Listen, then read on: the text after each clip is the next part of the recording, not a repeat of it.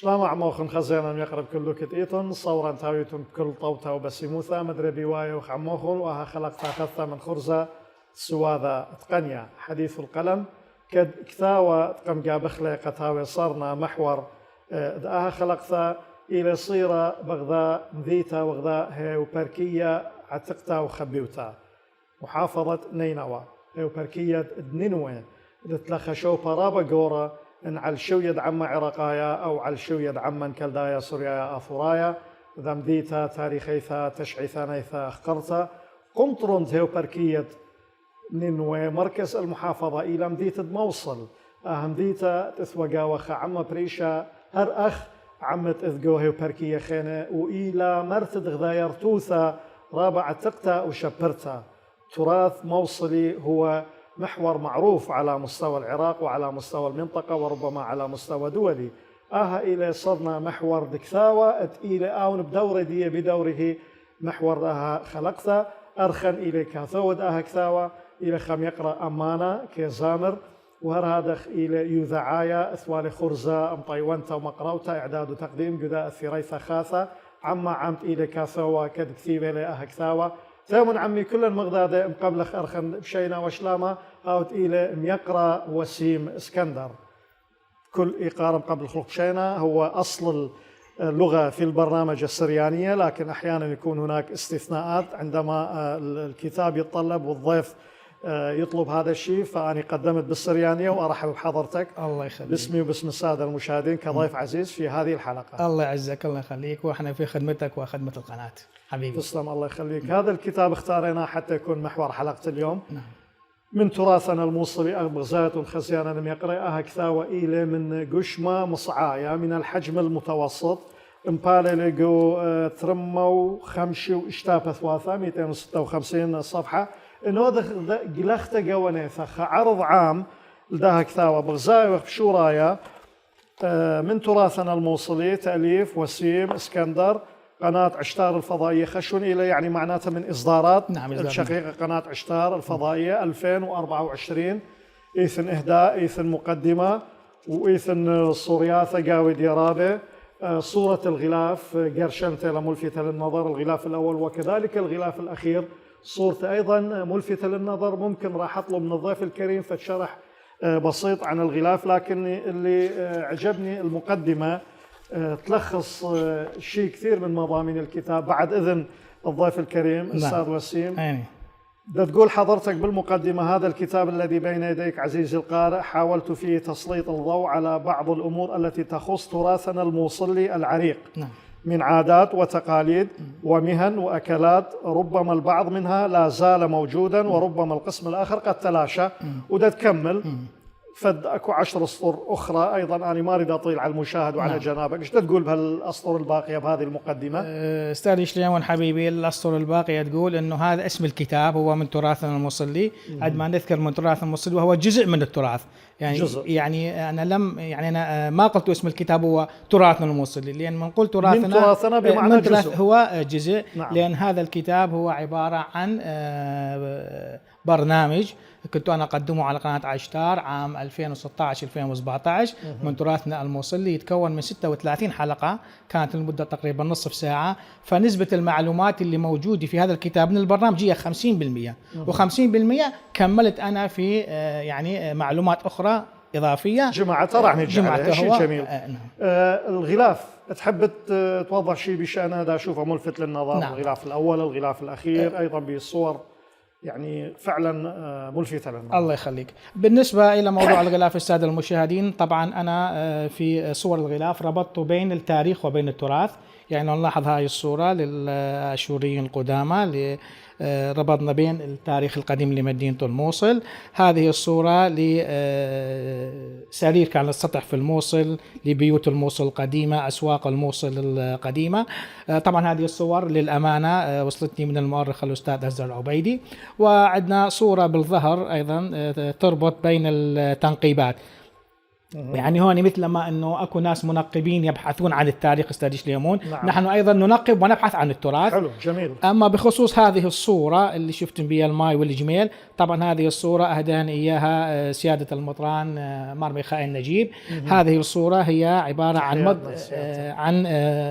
مطبعه الاباء الدومينيكان عندما جابوها من لبنان للموصل، فجابوها بشكل قطع على الجمال، يعني على الجميل، لانه ما كان اكو نقل بري، فالنقل البري كان على الجميل، فهاي الجميل محمله بقطع من مطبعه الاباء الدومينيكان في مدينه الموصل. فحاولت انه بالغلاف انه نربط بين التاريخ وبين التراث في مدينه الموصل. حلو. بعد ان وضحت حضرتك هذه التفاصيل بشان غلاف الكتاب، نعم، وقبل ان ندخل الى تفاصيل ومضامين الكتاب وحسب سياقات هذا البرنامج، لو تقدم حضرتك للسادة المشاهدين فنبذة عن نقول السيرة الذاتية أو تحديدا المسيرة اللي تتضمن مجالات فنية كتابية إعلامية وأبرز المحطات. بصراحة رابي أنه البداية هي كانت من الثمانينات في مرحلة المتوسطة والإعدادية، كان موضوع هواية أنه أنا أجمع الأغاني النادرة من الكبار بالعمر وأسجلها على ورقة، أكتب هاي الأغاني وأحفظ اللحن مالتها وأسجله على كاسيت من المسجل. هاي كانت البدايات الأولى. استمرت هاي الحالة إلى تقريبا عام 2002 أصدرت أول كاسيت كان بينه أغاني موصلية. أول مشاركة تلفزيونية وظهور لي على شاشة التلفزيون كان عام 2004 على شاشة العراقية نينوى في برنامج مواهب. أول أغنية عملتها خاصة بي كانت أغنية وطنية اسمها موصلنا يا نور العين، أيضا للعراقية نينوى عام 2005. بعدها أنه توجهت نحو الكتابة، كان عندي بعض الكتابات التراثية في مجلة صدى المحبة التابعة إلى الكنيسة. بعام 2009 بديت أكتب بالصحف والمجلات المحلية. أول جريدة بصراحة كتبت بها هي جريدة بيت عينكاوى بال 2009 التابعة لجمعية الثقافة الكلدانية. 2011 عندي أمسية موصلية عملتوها على قاعة الجمعية موجودة على اليوتيوب، سجلنا بها بعض الأغاني النادرة مثل بحر يحب كلولا وقبل سنتين خطبني ويسماق. 2016 2017 كان عندي برنامج من تراثنا الموصلي استوى 30 حلقة. 2017 2019 كان عندي أيضا كتاب برنامج حكايات مصلاوي 100 حلقة. بعدها عملت أيضا برنامج تراثيات موصلية على اليوتيوب 44 حلقة. أما بخصوص موضوع تأليف الكتب فالبداية كانت هي عام 2022 عندما صدر كتابي الأول اللي يحمل عنوان كان أغاني موصلية وحكاياتها. والكتاب الثاني اللي صدر لي هو هذا الكتاب اللي بين إيدين حضرتك عام 2024 من تراثنا الموصلي. نعم، شرح جميل، والجميل أيضا الزي اللي حضرتك مشرفنا به والزي التراث الموصلي. نعم. وأنا شخصيا من خلال متابعاتي ومن خلال معرفتي بحضرتك أعتقد وراح أسمع التأكيد من جنابك أنه الغناء بقى عند جنابك كموهبة كهواية أعتقد. نعم. أكثر مما هو احتراف. نعم. لا، بالنسبة إلى موضوع الغناء بصراحة هناك بعض الأغاني النادرة جدا. نعم. يعني حتى لو عندي كثير من الأغاني انه هي الغير مسجله، يعني في كتابي الاول اغاني موصليه وحكاياتها عندي 25 اغنيه توثق لاول مره. وحاليا عندي اغاني تعود للفنان الراحل اسكندر لعمة عملها تقريبا سنه 1890، يعني زاد عمره عن 100 سنه ولكنها غير مسجله. يذكروا ممكن يعتبر هذا المجال احترافي ايضا بالنسبه لحضرتك. بس المشكله استاذ شليمون هي مشكله انه تكاليف التسجيل، يعني انا لو بيدي كلها اسجلها لكن تعرف يعني تكاليف التسجيل ونحتاج الى جهه معينه حتى تتبنى هذا الامر. فعندي اغاني يعني عمرها اكثر من 100 سنه يعني موجوده عندي، لكن هي تراثيه. نعم نعم، هي تراثيه ويذكروا الكبار بالعمر. هسه تلاحظ انه مثلا الشخص موجود اشاره للاغاني التراثيه بالكتاب حتى لا في هذا الكتاب ما موجود. في ذاك الكتاب الاولي موجوده مع الحكايات مالتها. نعم، هو كان بصراحه السؤال عرضي يعني خارج سياق الحلقه. نرجع للكتاب استاذ وسيم، الفكره كيف تولدت؟ يعني حاجه، حيثيات التفكير بتاليف هذا الكتاب. استاذ شليمون، انت يمكن دائما تتابعني، نحن نحضر العديد من الندوات والمحاضرات أنا وأنت خاصة في توقيع الكتب. صحيح. وأنا دائما أقول لكل العراقيين ولكل أبناء شعبنا أنه أي شخص يعرف معلومة عن منطقته خليه يوثقها، سواء كان قرية أو ناحية أو قضاء أو مدينة. فنحن اليوم بحاجة إلى عملية توثيق تراثنا في كل أنحاء العراق، وخاصة صحيح. في مناطق تواجد شعبنا. أكيد. لأن تراث القرية والناحية والقضاء ينجمع مع تراث المدينة، تراث المدن كل مدينة عندها تراث خاص بها، ينجمع كله من ضمن التراث العراقي. فنحن من واجبنا يعني كمهتمين بالتراث كمختصين بالتراث، سواء كان يعني أغاني، سواء كان برنامج، سواء كان مواضيع كتابية، أنه نحن نوثق بصراحة ما نعرفه نحن وما قدرنا أن نجمعه من الناس حتى يبقى للأجيال القادمة. فهاي كانت الفكرة يعني فكرة جدا طيبة وجميلة، وإحنا مستمرين يعني أسألكم مثلا جياد بعد تطبع لنا أعملكم بعد كتابين ثلاثة وتدللون إن شاء الله. ليش لا، هي فكرة جدا جميلة، وبالتالي نتاج هذه الفكرة أيضا جدا جميل. الله يخليك. طيب مرحلة التنفيذ ماذا عنها؟ يعني إيش قد استغرقت؟ نعم. الفترة الزمنية، شنو الصعوبات اللي لاقيتها فيما يخص المصادر، فيما يتعلق بالدعم المادي، يعني هذه المحاور اللي نعتبرها ضمن مرحلة المباشرة بالتنفيذ. صح. بصراحة بعد ما انتهيت من كتابي الأول أغاني مصرية وحكاياتها 2022 والكتاب نجح، هذا الشيء أعطاني دافع أنه أنا أعمل كتاب ثاني.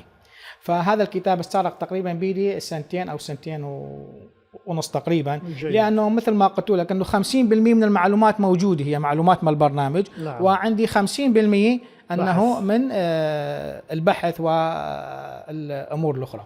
بالنسبة إلى المعوقات اللي تواجهنا، قلت لك أنت بعد ما تنتهي من الكتاب وكل هذا التعب تبحث عن جهة معينة أنه تتكفل بعملية الدعم المادي وطبع الكتاب. فأنا أشكر قناة عشتار أنه هي تكفلت بطبع هذا الكتاب. تحياتنا. بس أحب أن أوضح نقطة للسادة المشاهدين، أنه في هذا الكتاب وكتابي الأول والبرامج اللي أنا أعملها، أنه دائما خلي يكون واثق المشاهد مني أنه أنا أي معلومة من الانترنت ما أخذ نهائيا، باستثناء الصور. يعني تحتاجنا صور ناخذ، بس كمعلومة من الانترنت ما ناخذ.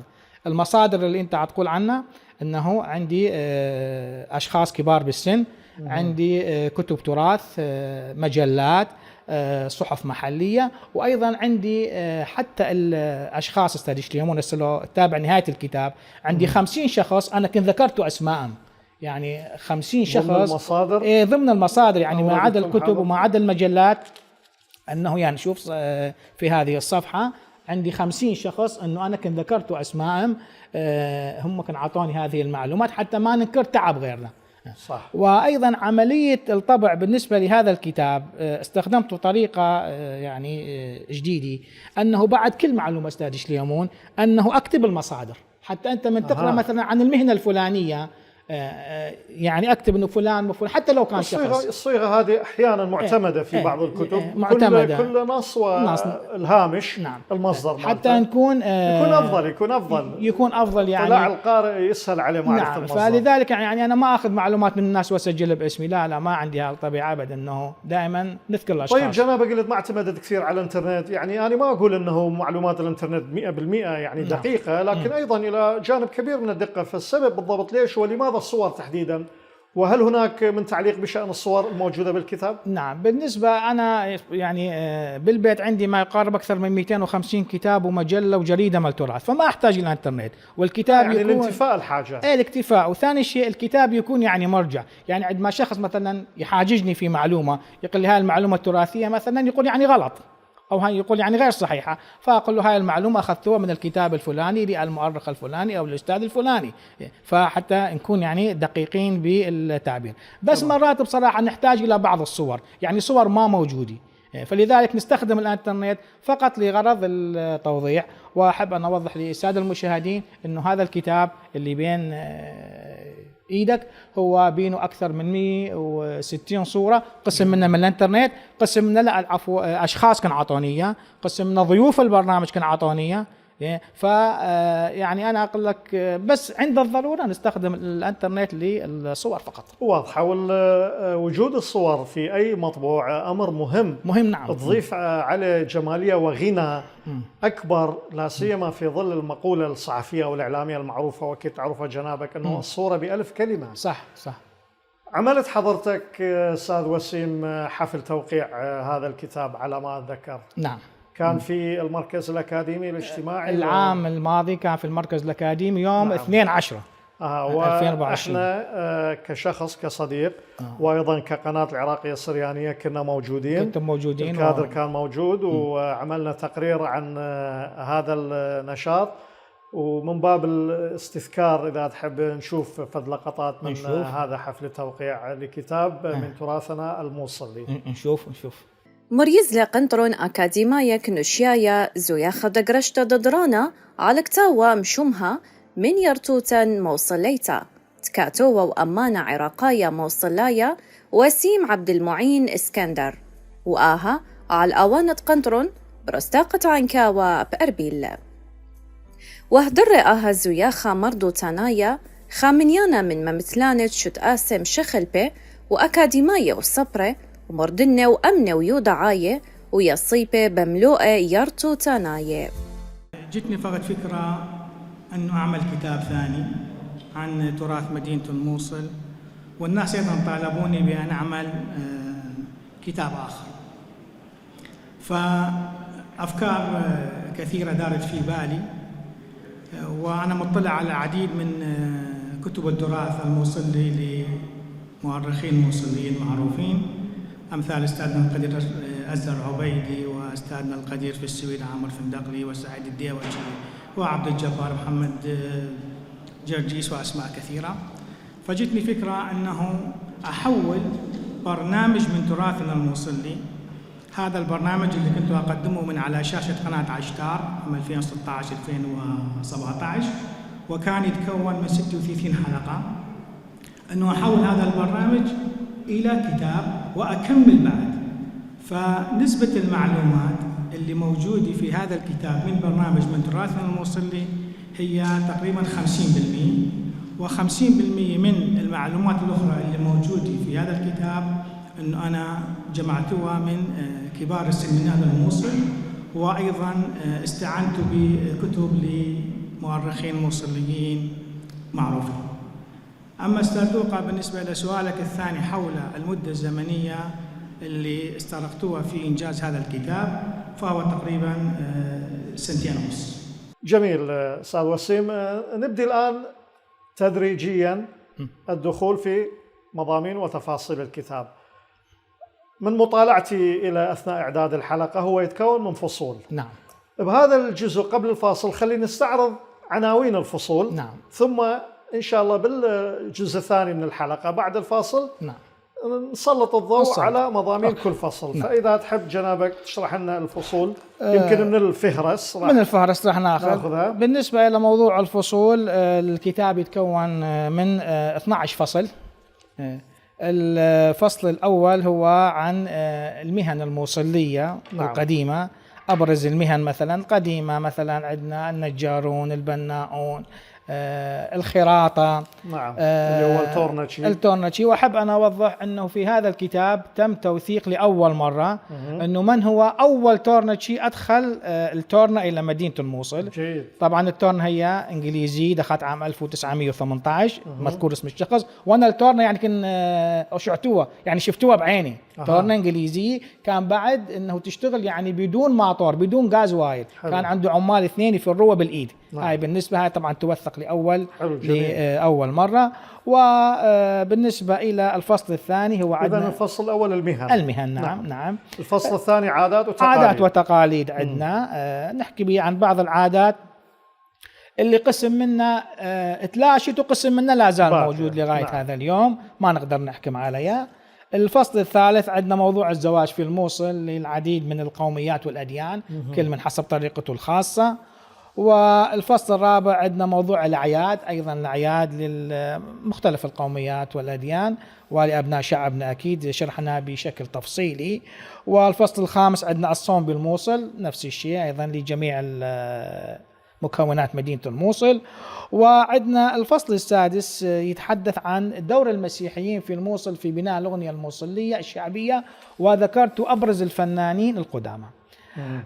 راح بس احب انه فد نقطه مهمه في هذا الفصل، تفضل. انه بهذا الفصل ذكرت بالنسبه لاغنيه يردلي حبنا الله ولا تقولون ايش وقت دخلت الى مدينه الموصل. أغنية شهيرة ماردين لي جدا. هي اغاني من ماردين، اغاني ماردين. يردلي حبنا مدينة ماردين جنوب تركيا. نعم. فاغنيه حبنا حبنا الله ولا ولا تقولون ويردلي هي اغاني ماردينيه، لكن دائما يقولون دخلت الى مدينه الموصل، لكن الناس ما تعرف الفتره الزمنيه اللي دخلت بها. ففي هذا الكتاب ذكرت الفتره الزمنيه اللي دخلت بها. اذكرني اياها هسه خاف ننساها بعدين. طبعا توقفنا عندها. طبعا هذول الاغنيتين دخلوا الى مدينه الموصل في ثلاثينيات القرن الماضي. ويعود الفضل في دخولهم الى الفنان الراحل عبد المسيح حبيب اللي هو ولد في ماردين، لكن نزح الى مدينه الموصل وسكن سنجار، وجلب لنا هذول الاغنيتين من ماردين على سنجار والى مدينه الموصل. جيد لطيف. نعم. الفصل الاخر عندنا الفصل السابع، عندنا اغاني موصليه. هناك بعض الاغاني الموصليه القديمه، هاي كلها موصليه. موصليه اغاني موصليه شعبيه. شعبيه يعني. نعم. وعندنا الفصل الثامن نتحدث به عن صناعه العود، كيف كان يصنع العود في مدينه الموصل. والفصل التاسع تحدثنا عن الاكلات الشعبيه اللي هي الضالمه والكشك والبسطرمه واللحم عجين والى اخره من الاكلات. والفصل العاشر عندنا وسائل النقل، يعني قبل الناس بيش كانت تروح وتجي مثلا. يعني قبل الباصات، قبل التاكسيات والى اخره. والفصل ال11 عندنا السفرات في مدينه الموصل، وين كان يحونها الموصل سفرات. والفصل ال12 هو قسم من الامثال، لان الامثال تعرف كثيره يعني. أكيد. ذكرت قسم من الامثال في هذا الكتاب. هذا بصراحه يعني بشكل يعني مختصر نبذه عن فصول هذا الكتاب. جيد، فعلا كان شيء لطيف هذا الاستعراض، واكيد هو كان موجز، لانه احنا بالقسم الثاني ان شاء الله بعد الفاصل راح نطلب من حضرتك اعزائي المشاهدين من الضيف الكريم تفاصيل من نوع انه نموذج او نموذجا عن كل فصل حتى تكون الصوره واضحه للمشاهد. واثناء ما كنت تستعرض حضرتك الفصول انا لفت انتباهي انه اكو اغاني ايضا، كلمات اغاني موجوده ضمن فصل الاغاني، وهذه اختارتها على اساس يعني قدمها او شهرتها او جماليه كلماتها، ولو هيك فد شرح بسيط. هذه الاغاني حصلت عليها بعد عام 2022. يعني لانها غير موثقه في كتابي الاول. نعم. فهاي تعتبر مكمله يعني، فعملت لها فصل لان اغاني قليله يعني. فكانت هي مكمله للكتاب الاول. فهاي يعني حصلتوها من الكبار بالعمر بعد 2022، فما لحقت اوثقها بذاك الكتاب، فتوثق في هذا الكتاب. حلو. بدنا نوصل احنا مرحله الفاصل ان شاء الله، استراحه قصيره وبعدين نرجع نكمل هذا الحديث الجميل عن هذا الكتاب.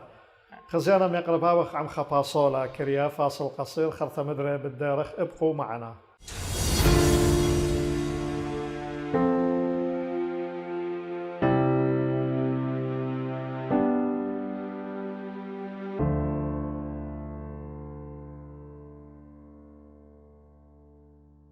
مدري بديارخ عموخون خزيانا ميقرل تم تدعى خلقتا من خرزة سوادة قنيا كد كثاوة اتقم امقابخلة قاودية إلى من تراثنا الموصلي كاثو ودية إلى كاثو أمانة ويذعايا ميقرأ وسيم اسكندر.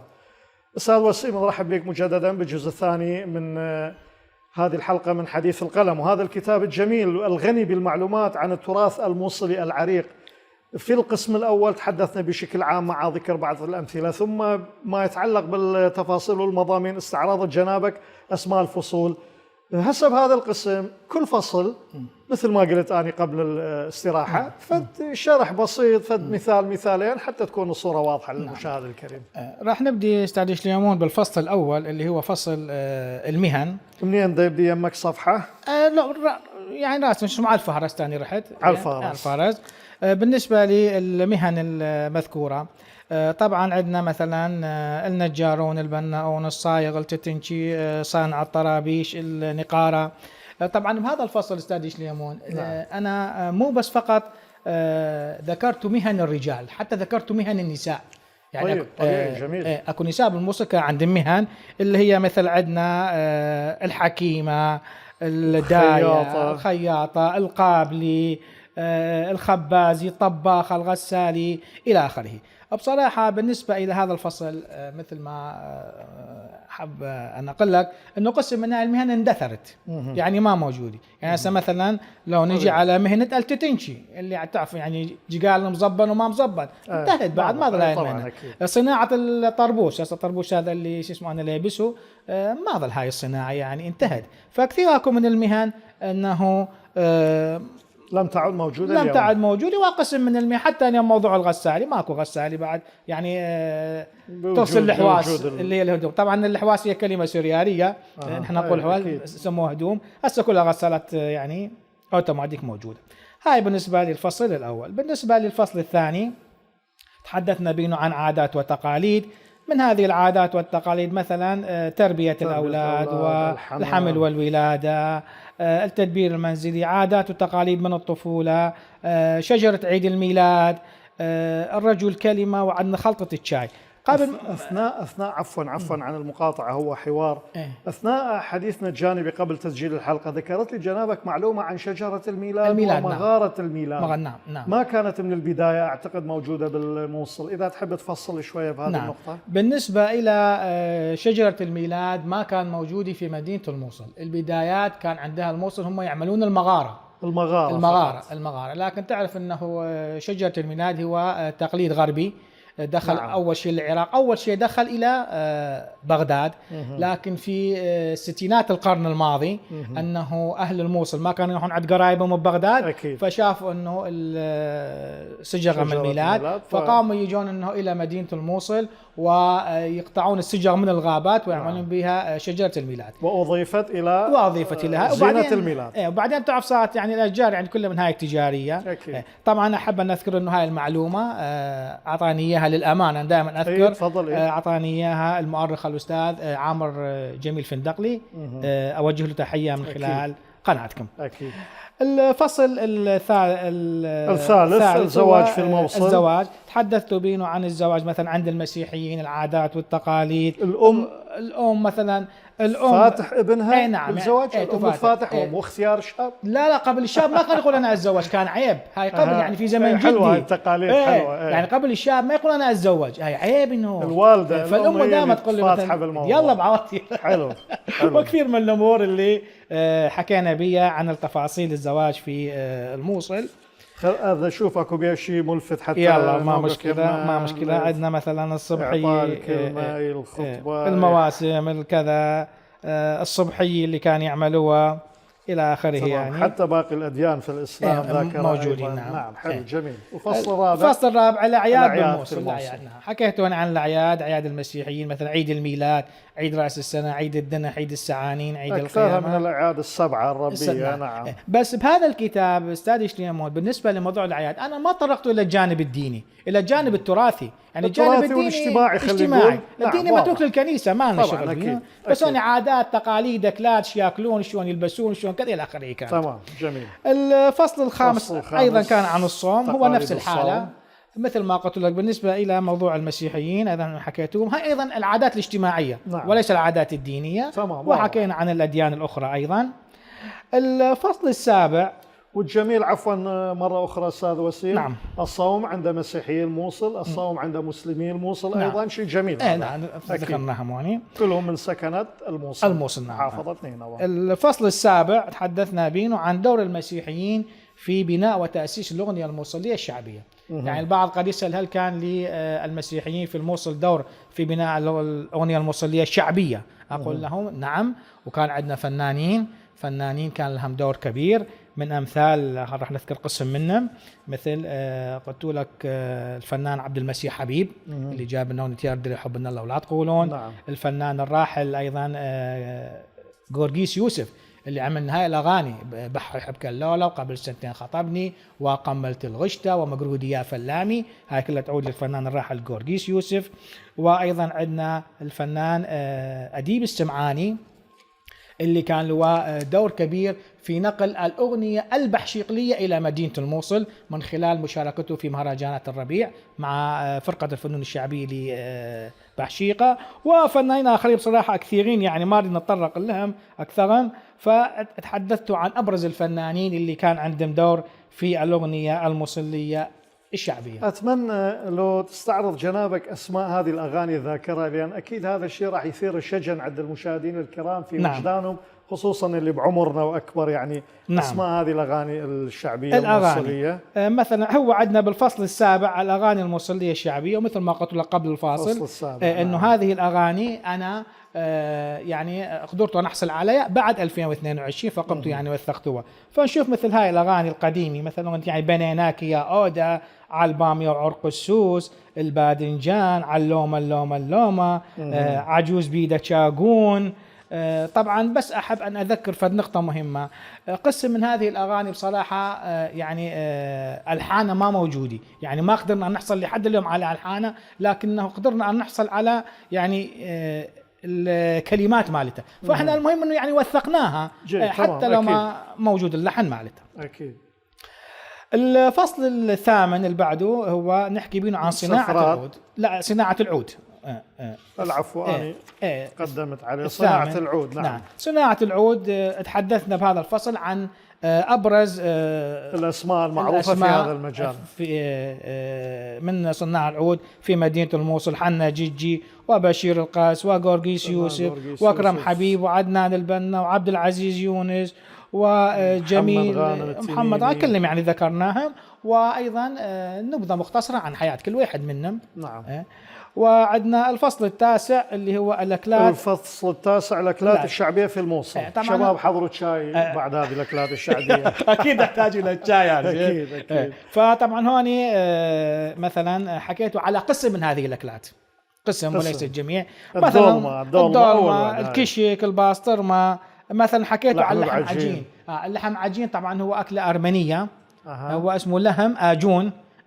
فموجود الشرح بالأرمنية بالأرمنية. نعم. طبعا هو أدخلوا الأرمن بسبب نزوحهم إلى مدينة الموصل. وكان يعملونه بالبيوت، ما كانوا محلات.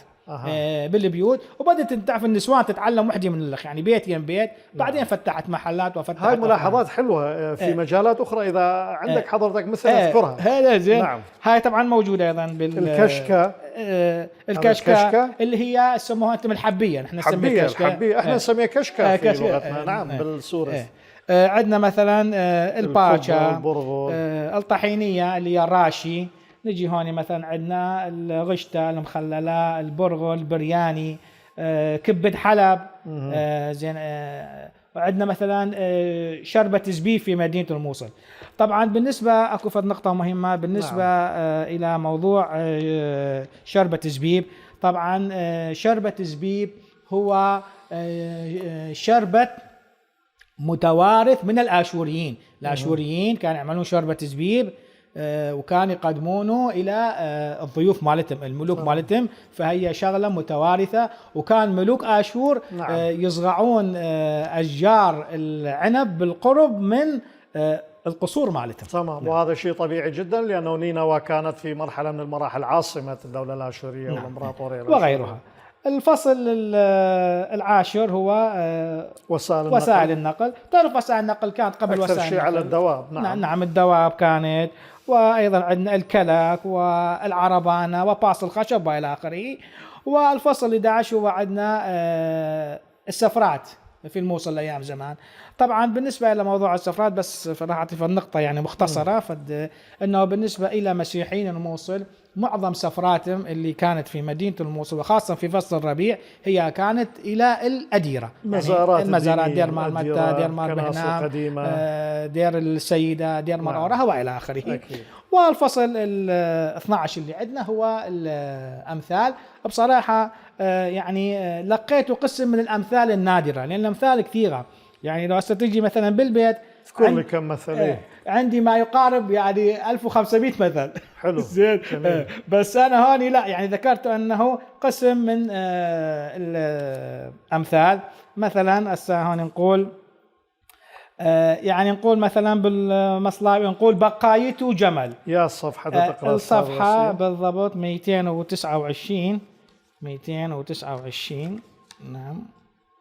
نعم. يقول مثلا عندنا هاني سابق يقول بقايته بجمل، معناها أنه يهول الأمر ويعني لا يستحق الاهتمام، يعني واحد نعم. يكبغ الامور حلوة. يعني امثال حلوه بزوني وشحماي بزوني وشحماي يعني باضت وقالت قيل باضت وقالت قيل كلها كلها لها معنى يعني لها معاني اجتماعيه هي بها معنى.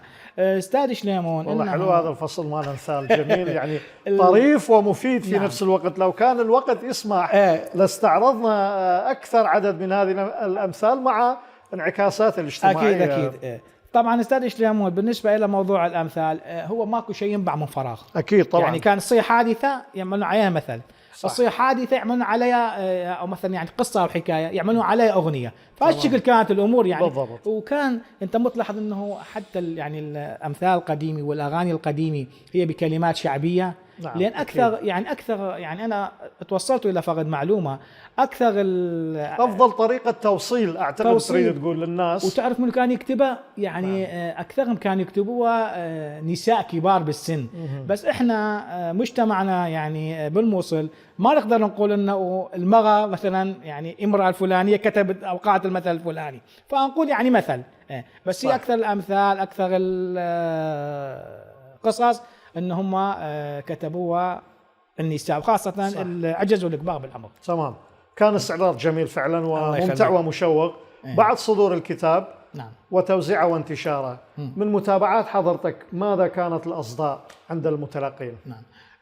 أنت كنت موجود معنا في حفل التوقيع. نعم. ولاحظت انه والعدد كان كبير مثل ما شافوا. نعم. وعدد الحضور مثل ما شافوا الساده المشاهدين بالمقطع. واول شخص حضر من مدينه الموصل هو شرفنا في وقتها المؤرخ الاستاذ الزهر عبيدي. نعم. طبعا هذا شرف لي انه هو يحضر حفل التوقيع، وايضا هو كتب عن الكتاب. بعد ما صدر الكتاب كتب عنه على صفحته الخاصة الدكتور بشار نديم الباتشي مهتم بالتراث. كتب عنه المؤرخ الأستاذ عامر جميل فندقلي، أوجه تحية للأستاذ عامر، هو أستاذي هو أستاذ أزهر. أنا فخور أنه أنا خريج مدرسة العبيدي وخريج مدرسة فندقلي، هم علموني.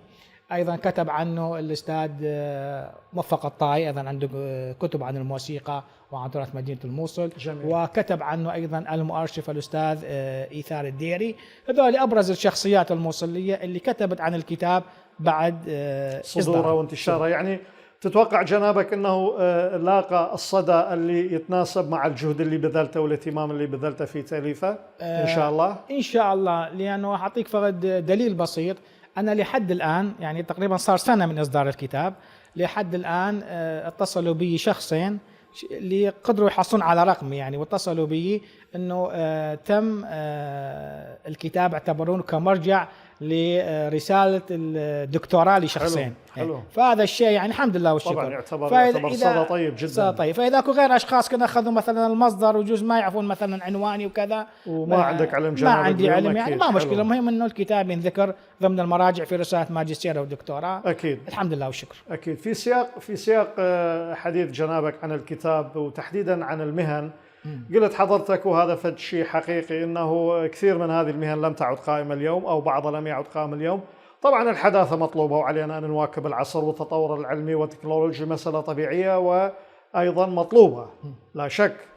لكن من ناحيه خلينا نقول روحيه وجدانيه تعلق الشخص بالمهنه، شنو هي المهنه اللي كنت تتمنى حضرتك تحافظ على نفس عاداتها وتقاليدها وصناعتها بغض النظر عن التطور العلمي أو الحداثة أو دخول المكننة والأجهزة المتطورة؟ سؤالي منطقي لو لا سؤال حلو بالعكس. أصلا أنا من المهن اللي كنت أتمنى أن هي تبقى يعني على الوضع الطبيعي مالتها، يعني الشغل اليدوي والحرفي مالتها هي مهنة النجارة. مهنة النجارة مهنة يعني كلش حلوة، لأن تعرف بيها نقش على الخشب وبيها حفر وبيها كذا. اليوم احنا أكثريتنا أنه هو يشتغل، نحنا يعني نشتغل جاهز، يعني غرفة النوم بدنا نشتريها جاهز وغرفة الطعام وغرفة الاستقبال. بس تلاحظ انه صح انه هاي بيئة يمكن يعني جمالية وحداثة، لكن ما بيئة يعني متانة، ما بيئة يعني مثلا غرفة النوم قبل كانت تبقى 30 40 سنة، هسه وينها غرفة النوم تبقى 30 40 سنة، تتفلش أصلا يعني. ف وكان بها شنو يعني مثل ما تفضلت انه النجار الموصلي او حتى النجار الغير موصلي عندما كان يحفر ينقش على الخشب ويجي مثلا يشوف هذا النقش مالته تبقى اشكل فد شيء حلو في ذاكرته يعني. فاكو فد شيء او انت مثلا تفتخر تقول هاي مثلا هاي من نقش جدي، هاي من نقش ابوي، هاي من نقش عمي. يعني كنت انا انه اتمنى انه مهنه النجار انه تبقى على حالها لان بيها فقد شيء يعني كلش حلو. الى حد ما طبعا كلام ايضا دقيق. غير النجاره يجي بالك مهنه اخرى تتمنى لو بقت على حالها او مع اضافات بسيطه مثلا؟ والله كثير اكو من يعني من المهن. هسه عندنا مثلا حتى مهنه الحداده يعني هسه اكثر انه يعني تجي مثلا جاهزه قطعه من حديد جاهزه دخلت بها الصناعات ثقيله بالموضوع هذه تحتاج اجهزه ومكنه فتحتاج الى اجهزه. مو تعرف شنو مرات اللي مثلا نحتاجه بالحداثه اشنو انه نريدها اليوم انتاج كثير يعني. قبل هاي عمليه مثلا الحفر وما حفر هاي عمليه تطول يعني.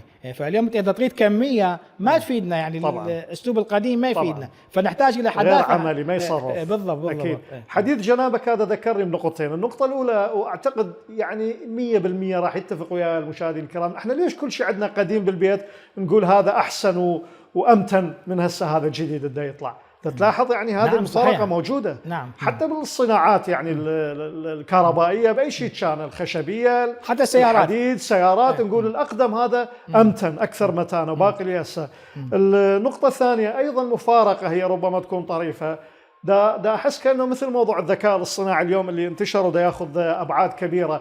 انا اقدر اكتب مقال من بنات افكاري، اني من ذهني مقال اني تعبان عليه ومن ارائي وافكاري، واقدر بس اكتب عنوان المقال او اخذ من الذكاء الاصطناعي من الشات جي بي تي مثلا، او حتى الالحان اليوم.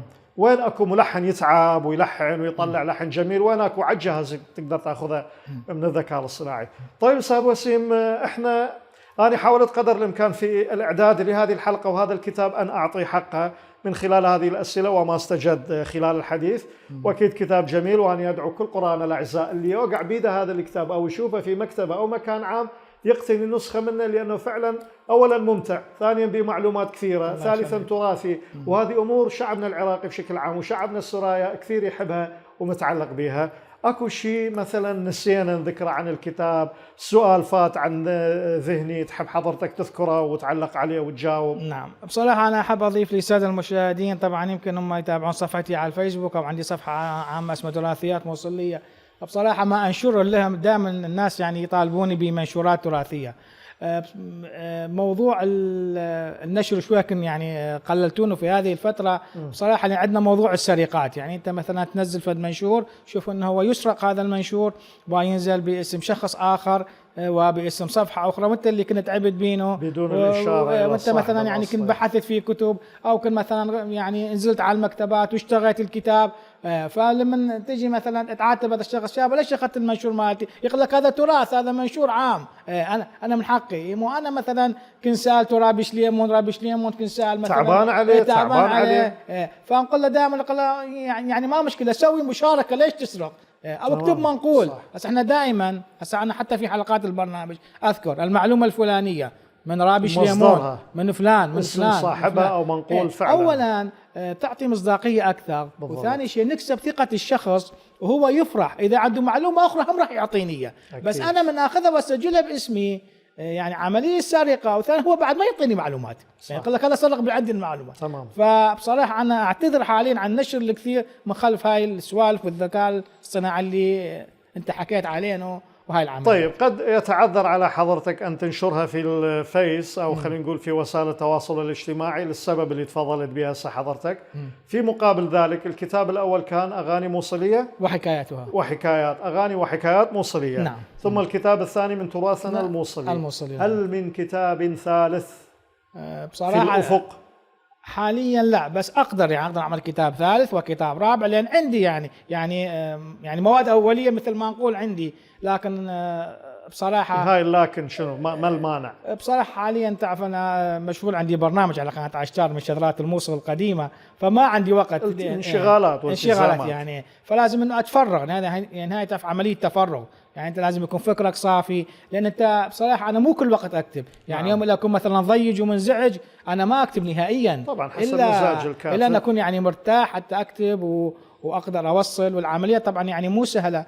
واحب ان اذكر ايضا في نقطه مهمه بالنسبه للكتاب، تفضل. يمكن نسينا نحكي وهذا عليها. سهلت عليه قبل شويه اذا إيه نسينا شيء. نعم طبعا. نعم. طبعا الكتاب انا بعد ما كملتونه يعني خلص الكتاب انتهيته، هذا الكتاب اعطيتونه لاربع اشخاص من اهل الموصل كبار بالسن، نعم. عمرهم يزيد عن 70 سنه، موجود اسمائهم بالكتاب، نقحوا لي الكتاب معلوماتيا جميل. وليس لغويا. جميل. بعدين بقى عند كل واحد اسبوعين او ثلاثه، بعدين انه اخذت الكتاب بديتونه يم رابي هيثم القس هو اللي نقح لي ولغويا من ناحيه اللغه العربيه. طبعا. فانا بعد ما كملته ورغم كل هذا قلت لك المعلومات، الكتب والمصادر والاشخاص اعطيتون لي اشخاص كبار بالسن عندهم معلومات عن التراث، نقحوا لي معلوماتيا، حذفنا بعض الشيء، ضفنا بعض الشيء قبل ما ندخل في عمليه طبع الكتاب. تمام. جميل.